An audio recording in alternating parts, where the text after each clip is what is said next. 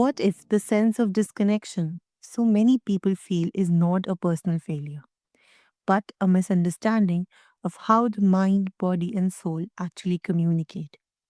What if what we call fragmentation is really the subconscious asking to be heard? Today, we explore that possibility gently and without pressure. Welcome to Inner Peace Better Health, where we explore the quiet connection between the mind, the body, and the deeper layers of healing. Today, I'm joined by Jess Callahan, a podcast host, coach, and subconscious guide who works with the past life regression and the mind body soul approach to healing. In this episode, we are exploring the myth of disconnection and how subconscious works, including past life regression, can support self trust, clarity, and inner peace. I am your host, Nazish, and welcome to the show, Jess. Hi, thank you so much for having me. I'm excited to be here and have this conversation. Wonderful. So, Jess, before we go anywhere else, I am curious when someone comes to you feeling disconnected with themselves, what do you usually notice first beneath the words they use?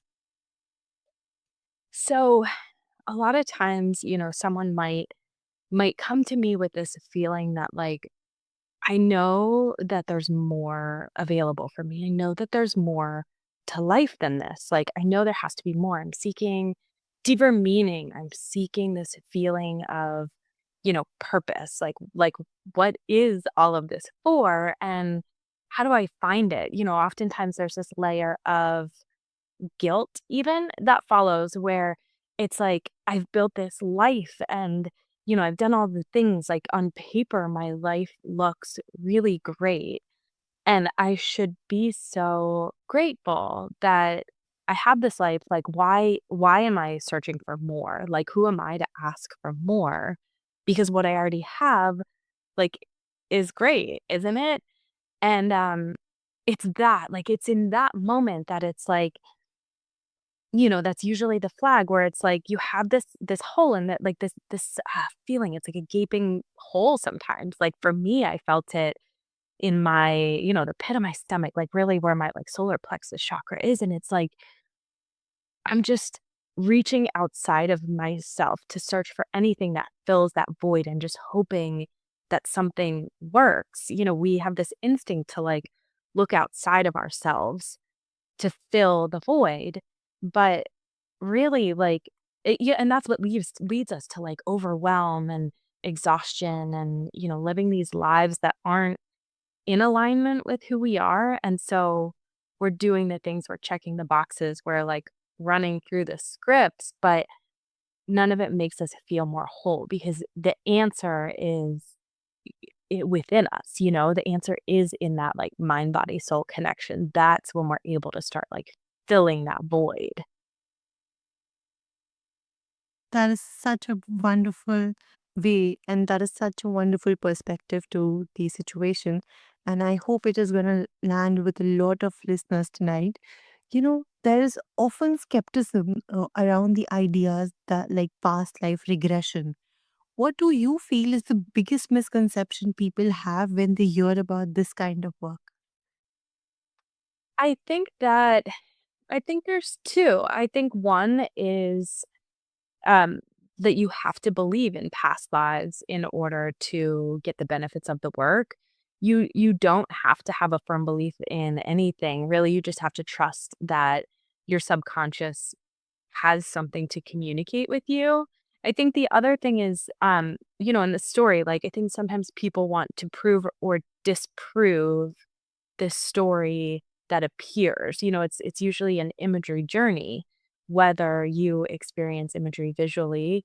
I'm not a visual experiencer, so I experience it through feelings and knowings. But however you experience it, it's an imagery journey, and it's a story that your subconscious mind is showing you. And so you really just have to believe in the message and not necessarily like you're not like looking to pick apart the historical elements. Like it can be a cool journey and you can look at it through that lens, like, what was it like in the early Roman Empire, like at 400 AD, or you could like dive into all of the history of it, but like really the the message and the integration of that message, like that's why you take a past life regression journey, is because it reveals to you answers that are already living deep within you about how you can interrupt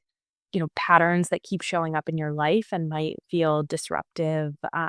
If you want to connect with this idea of purpose, you can usually start to find that breadcrumb trail through a past life regression. Absolutely. I feel like, so what you are trying to say is that the value is not about the belief system, but about assessing meaning and integration in a safe way. And that really reframes the conversation so beautifully. Yeah, I think that there's also this like it's a space where it's a hypnosis journey. So as a guide, you're working with somebody's subconscious mind. Like there's a lot of weight that you carry with that, but you can become like trained in past life regression by just, taking a quick course online like Udemy or something. And so I think that there's also sometimes maybe fear around past life regression based on people who have had regressions that haven't had the proper preparation, the proper integration.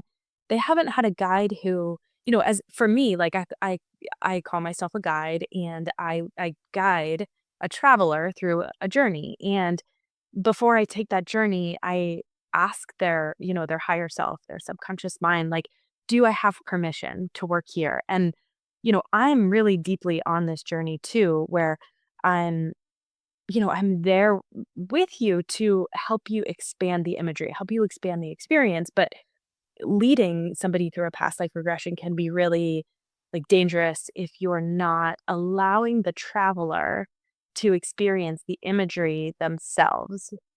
I'm not sure if that makes sense, but it's like you have to allow them to see the scene unfold and to lead the way, but you're doing that through gentle guidance, and that's the way that you're really able to, like, unlock the story that the subconscious mind is trying to communicate with you.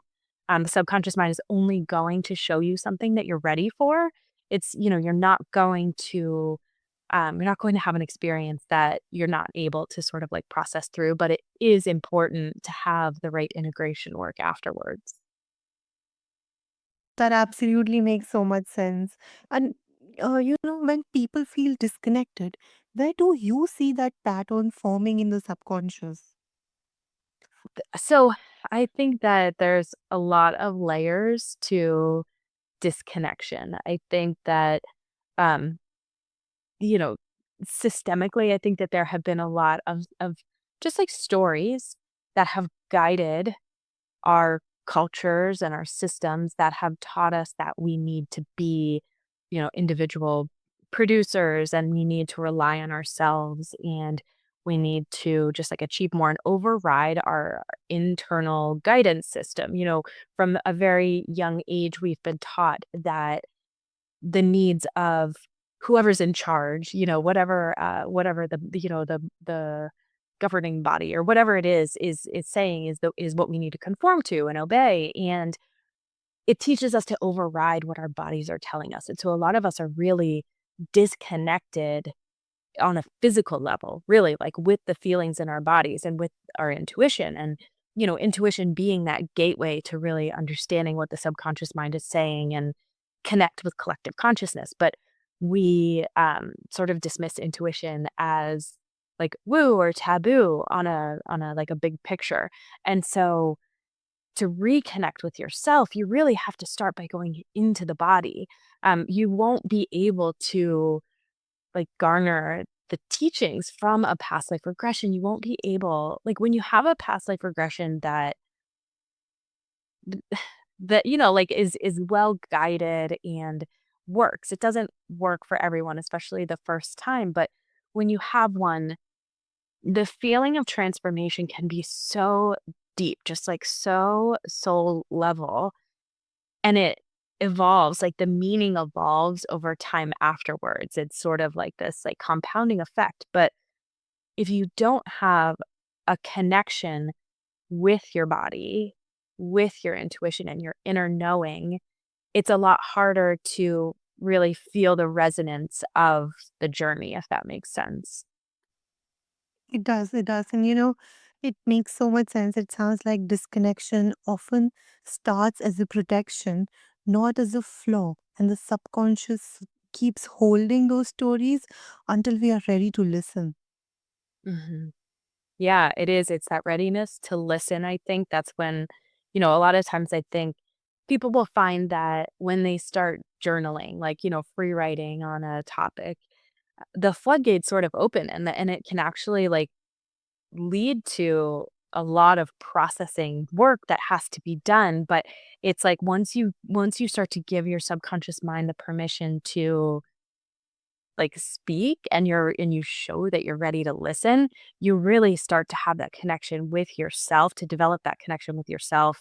And not just connection, like with that connection with knowing your body, you're able to build self-trust. You're able to know yourself in a way that like maybe you've never known yourself before. And with that creates this like inner ecosystem for self-love to flourish. And it's in that space, I think, that you're able to just, like, feel more connected to yourself and also to the collective. You build this idea. It's not you don't build the idea. It's like you peel back enough layers, you connect finally with this idea that you are just so deeply connected to everything around you, and I think that starts with that choice to, like, go inward. Absolutely, I agree. So, how does this kind of subconscious disconnection tend to show up in everyday life, like in relationship, health, or decision making? So that's a really good question. I think that I think that it can impact every part of your life, really, like um, self-expression. So authentic self-expression, when you're not expressing who you are, when you're not expressing emotion, when you're not releasing what you're carrying, it causes like this inner dissonance, which can lead to like anxiety and depression and chronic pain. But it also, when you're not rooted in your own truth, like your own when you haven't taken the time to evaluate all of the stories and the rules and the roles that you've taken in to decide like what's yours and what's not yours and then, release what's not yours. Um it's a lot harder to stand firmly in your beliefs. It's a lot harder to stand firmly in relationships and holding boundaries with people, and just like showing up in a way that feels really consistent and authentic and not reactive.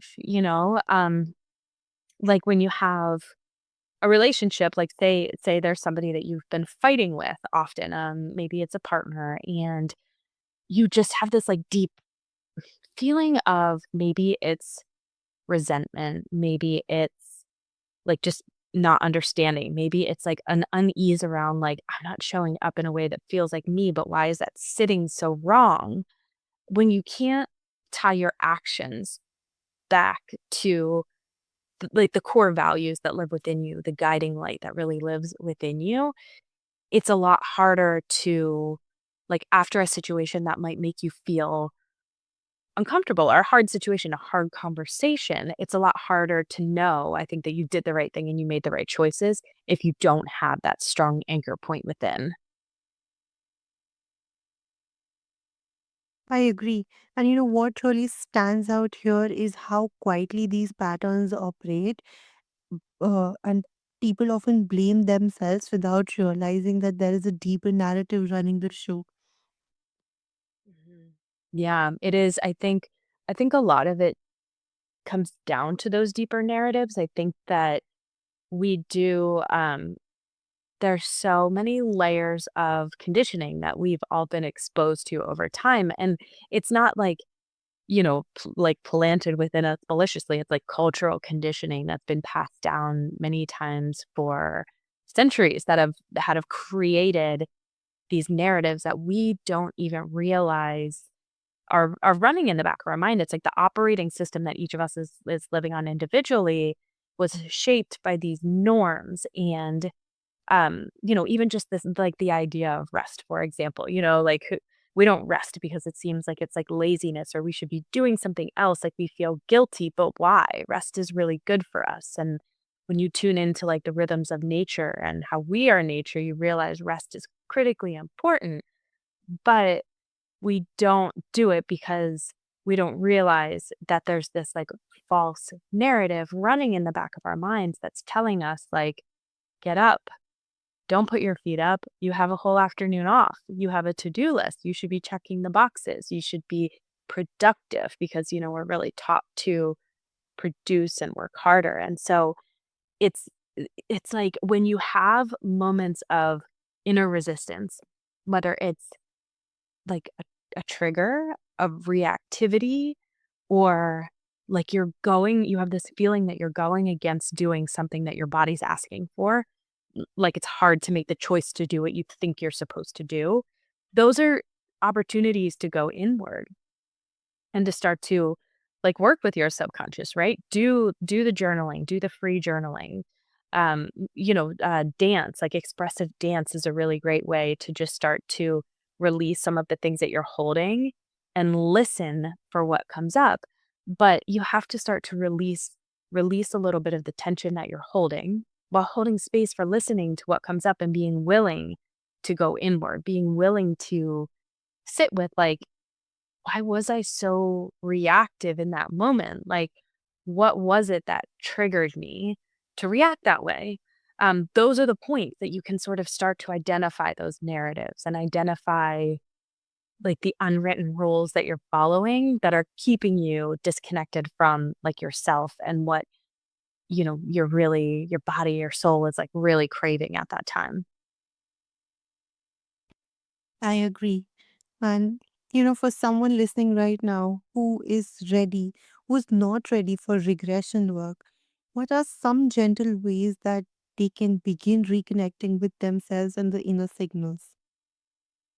So I think that the breath is really the most important point to start with. I think, it's our like life force energy and it's like our connection with all that is around us, but it's also a signal for our bodies to shift from this like hyperactive reactivity mode where fight or flight, the nervous system is, you can be in fight or flight, or rest and digest, sympathetic and parasympathetic parts of the nervous system. And the breath plays a critical role in making sure that we're shifting into this like more relaxed state, because you have to be in that rest and digest phase to really like be able to reconnect with yourself. So starting with the breath, deep belly breathing, you can feel when you take those like really deep breaths, you can almost feel that point that your body just like downshifts.